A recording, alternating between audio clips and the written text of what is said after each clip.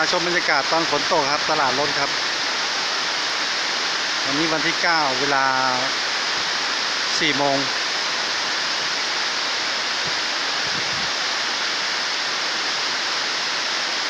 บรรยากาศฝนตกครับ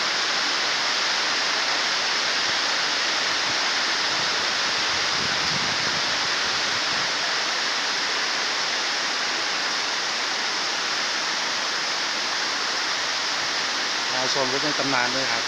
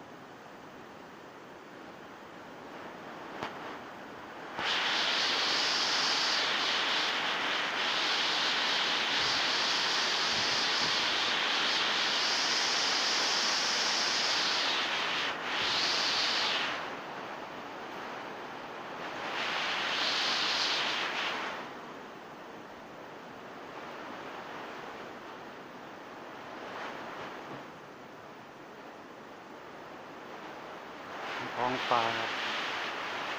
สงสัยตกถึง5 โมง 6 โมงแน่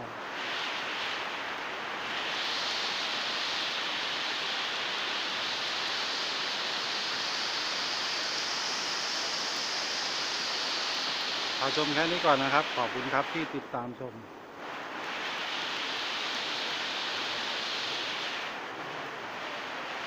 แล้วพบกันใหม่คลิปหน้าครับ